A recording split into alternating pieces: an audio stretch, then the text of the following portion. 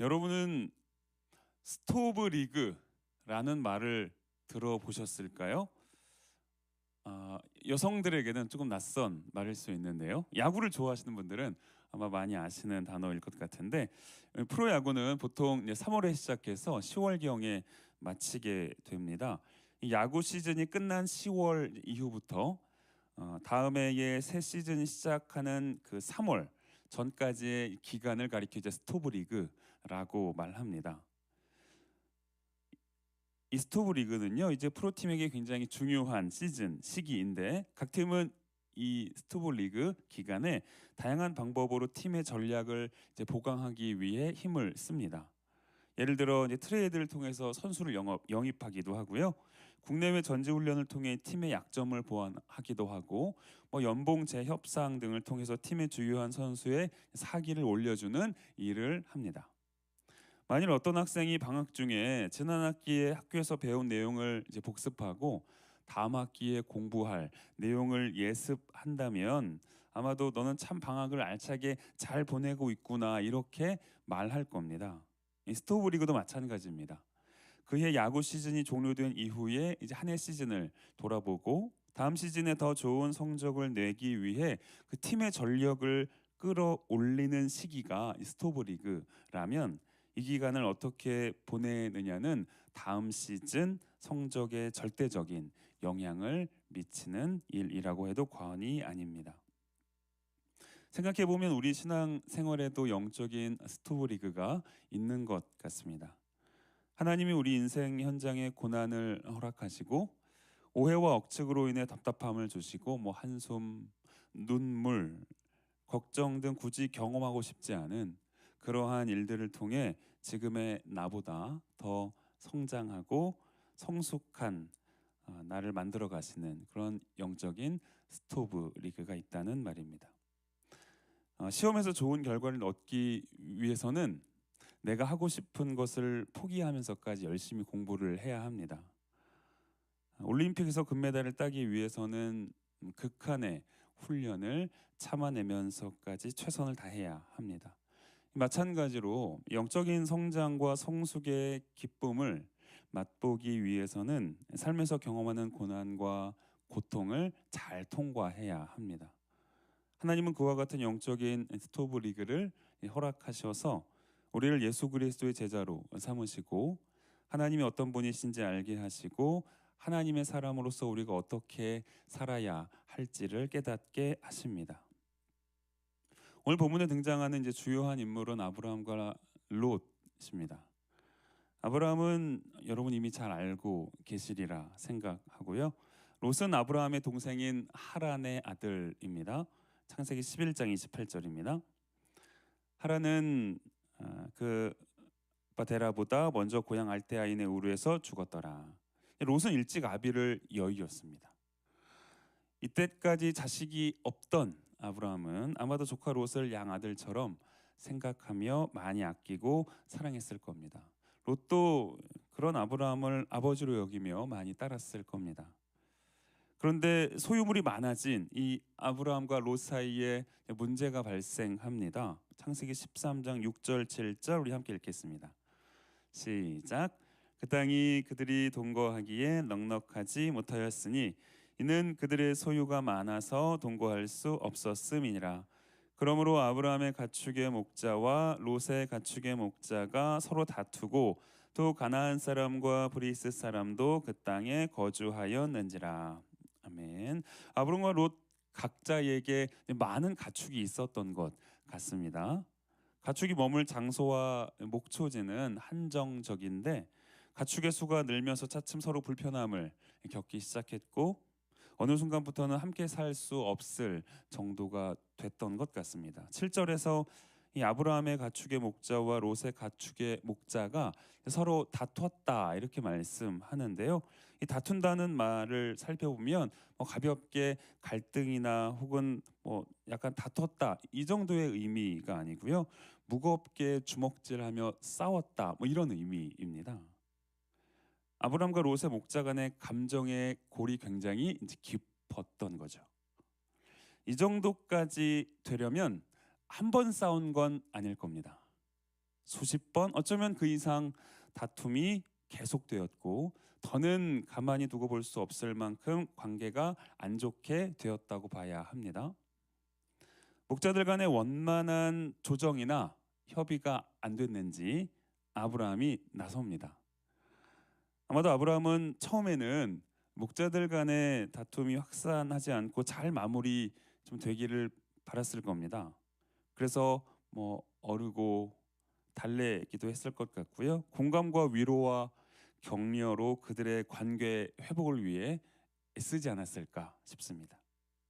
그러나 그런 방식으로는 이미 갈라진 목자들의 마음을 푸는 것이 불가능했습니다.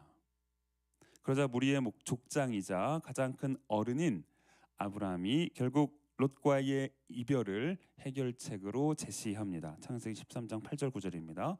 아브라함이 롯에게 이르되 우리는 한 친족이라 나나 너나 내 목자나 내 목자나 서로 다투게 하지 말자. 내 앞에 온 땅이 있지 아니하냐. 나를 떠나가라. 내가 좌하면 나는 우하고 내가 우하면 나는 좌하리라. 아멘. 우리는 이 장면에서 이제 아브라함을 칭찬합니다. 어른으로서 본인이 먼저 선택할 수 있었음에도 불구하고 그 조카 롯에게 멋진 선택권을 양보했기 때문입니다.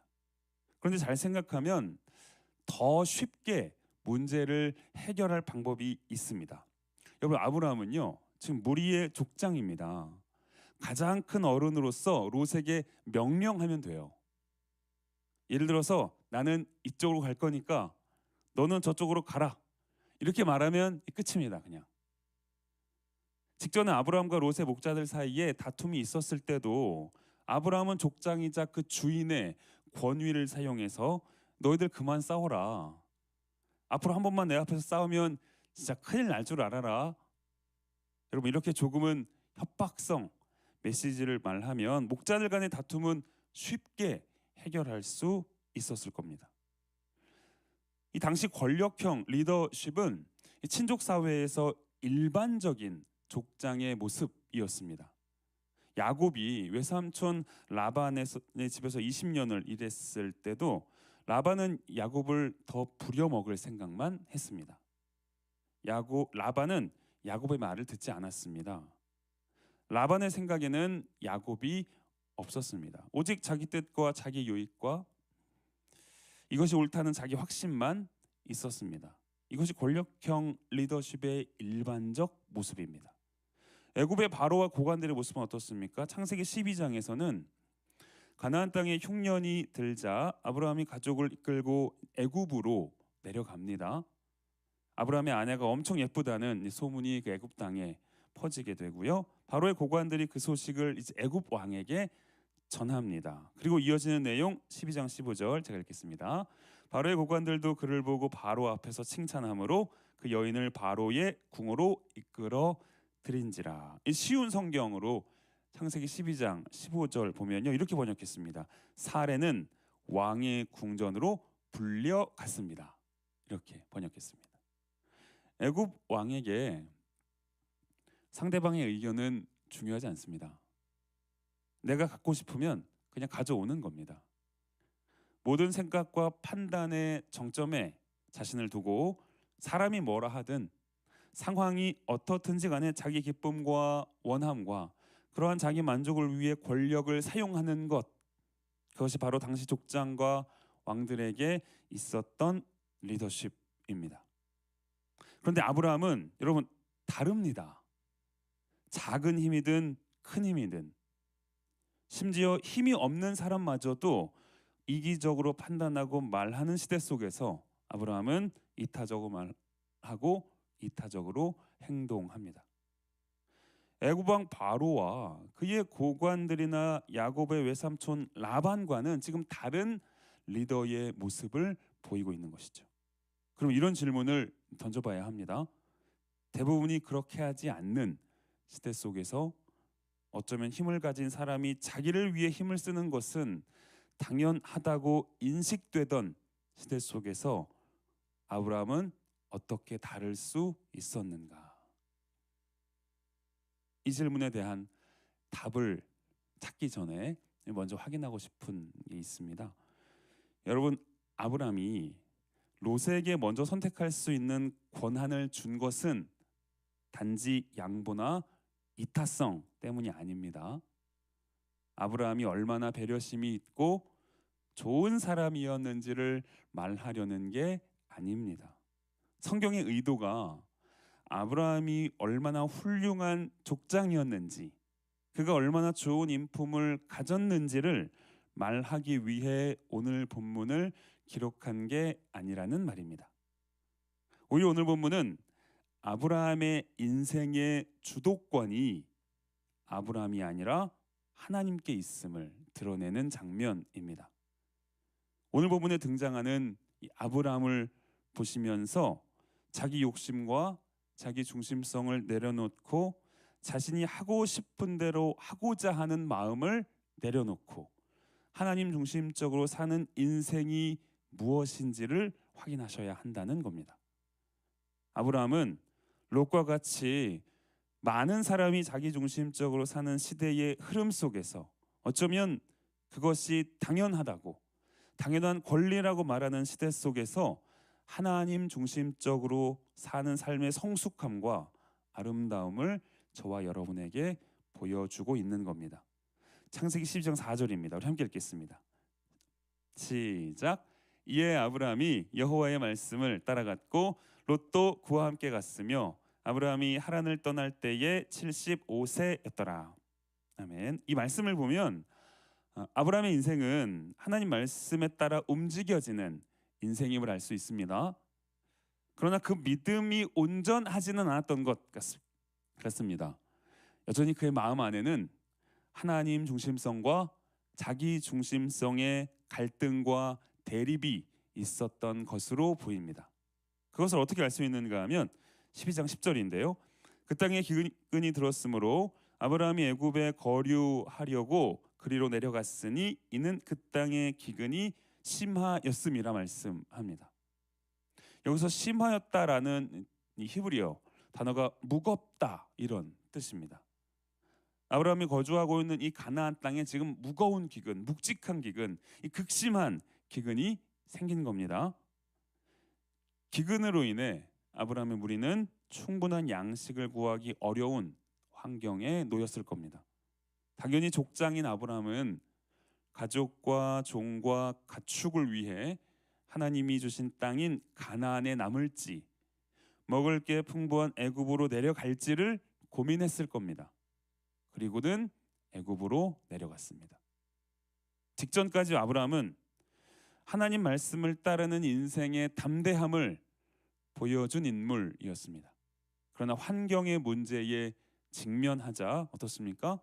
자기 생각과 판단이 아브라함의 결정의 주 근거가 됩니다. 그래서 살기 위해 하나님이 주신 약속의 땅을 떠나 애굽으로 거처를 옮깁니다.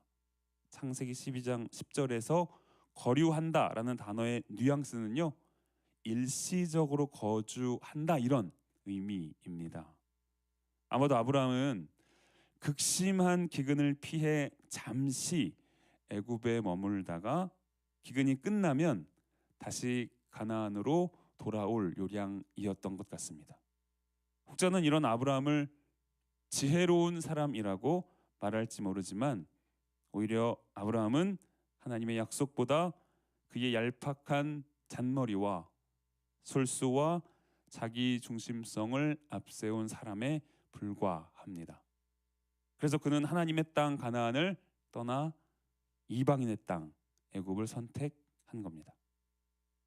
자기 삶에 처한 인생 위기를 잘 통과하지 못하고 인간적인 판단으로 약속의 땅 가나안을 버린 아브라함의 삶에 어떤 일이 일어나는가 하면요, 10장 17절 여호와께서 아브라함의 아내 사레의 일로 바로와 그 집에 큰 재앙을 내리신지라. 지금 아브라함은 자기 생명 연장을 위해서 자기 아내를 누이라 속였습니다. 아브라함은 살기 위해 거처를 애굽으로 옮겼습니다. 그는 살기 위해 아내를 누이로 속였습니다. 그 과정에서 아브라함에게 여러분 하나님이 안 보입니다. 오로지 그가 처한 문제와 상황, 그의 잔머리와 자기 중심성만 보일 뿐입니다. 놀라운 사실은 애굽 왕마저 벌벌 떨게 하는 하나님이 아브라함의 삶 속으로 불쑥 들어오십니다. 그리고는 사랑하는 아내를 잃을 수밖에 없는 위기에서 아브라함을 구해내십니다. 아브라함은 절대적인 힘과 권력을 상징하는 애굽 왕 바로보다 강한 하나님을 경험합니다. 어찌할 바를 몰라 한숨만 쉬며 발만 동동 구르는 아브라함에게 구원의 손길을 내미신 하나님을 경험합니다. 인생의 깊은 고난의 자리에서 아브라함은 하나님을 만납니다. 그때 아브라함은 한 가지 사실을 명확하게 깨닫습니다. 나의 인생은 나에게 달린 게 아니구나. 애굽 왕 바로도 한 번에 날려버릴 수 있는 능력과 지혜를 가지신 하나님께 자기 인생이 달렸음을 아브라함은 깨달은 겁니다. 제가 왜 창세기 12장을 길게 설명했는가 하면 오늘 본문에서 아브라함이 하나님 중심적으로 생각하고 행동할 수 있었던 이유를 확인하기 위함입니다.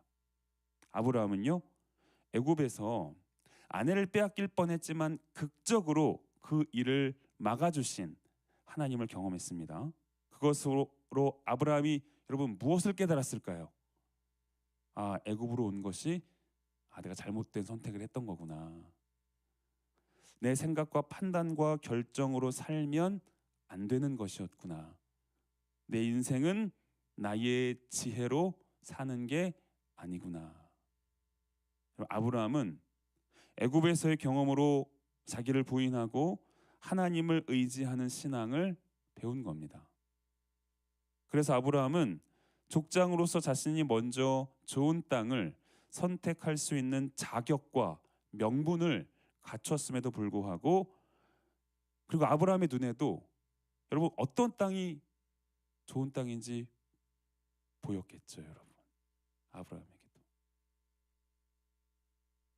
인간적인 마음으로 롯보다 먼저 그 땅을 선택하고 싶은 마음을 가질 수 있었겠죠. 그러나 자신이 경험을 통해 배운 그 하나님 중심적 사고를 적극적으로 드러내며 아브라함은 롯에게 자신의 권리를 이양한 겁니다. 자신의 권리를 포기한 것이죠. 아브라함은 인간적인 마음이 앞서는 그때 나의 삶은 하나님의 손에 달렸다. 하나님이 내 삶을 인도하고 축복하신다. 내 눈에 보이는 게 전부가 아니다. 하나님이 내 삶을 책임지신다. 여러분, 이런 믿음의 고백과 함께 롯에게 선택권을 양보했던 겁니다. 그런데 여러분, 롯은 어떨까요? 창세기 13장 10절입니다. 함께 읽겠습니다.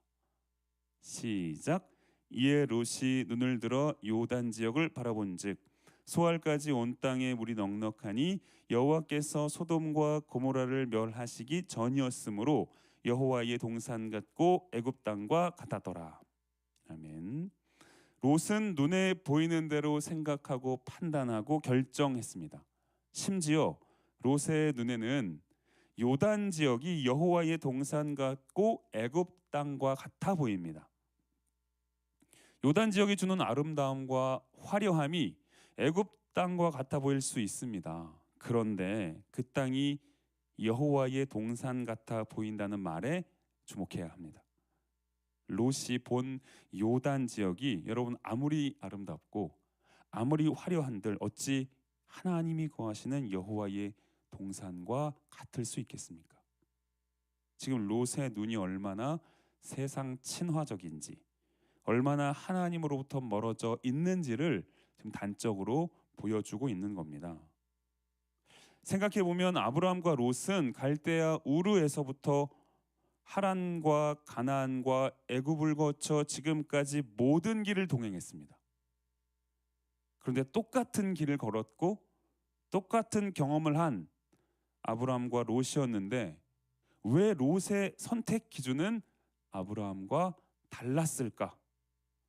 롯은 아브라함의 경험에 동참하지 않았기 때문입니다. 쉽게 말해서 롯은 그냥 아브라함에게 묻어서 산 인생이었다는 겁니다. 1999년도에 데뷔한 여러분이 잘 아시는 가수 G.O.D 노래 중에 어머님께 라는 곡이 있습니다. 가사가 이렇습니다. 어려서부터 우리 집은 가난했었고 남들 다 하는 외식 몇 번 한 적이 없었고 일터에 나가신 어머니 집에 없으면 언제나 혼자 끓여 먹었던 라면, 그러다 라면이 너무 지겨웠어. 맛있는 것 좀 먹자고 대들었었어. 그러자 어머님은 마지못해 꺼내신 숨겨두신 비상금으로 시켜주신 짜장면 하나에 너무나 행복했었어. 하지만 어머님은 왠지 드시질 않았어.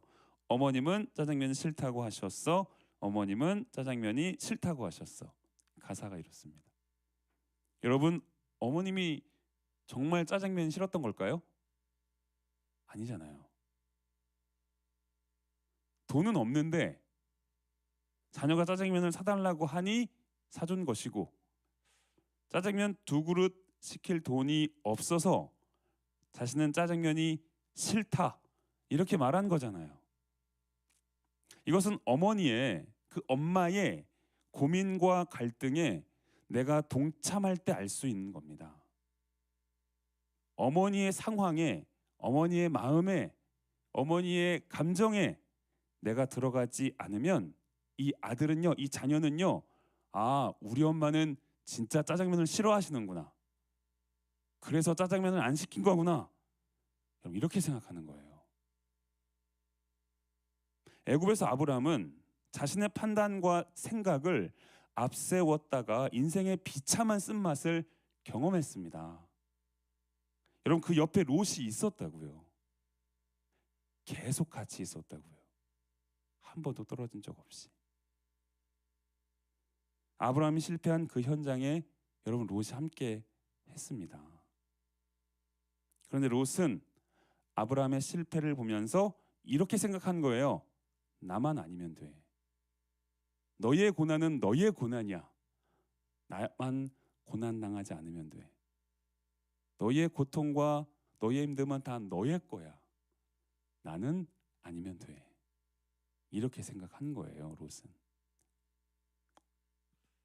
아브라함의 실패는 여러분, 아브라함의 실패고 나만 실패하지 않으면 된다는 거죠. 롯은 아브라함의 고민과 갈등을 오로지 아브라함의 일로만 여겼습니다.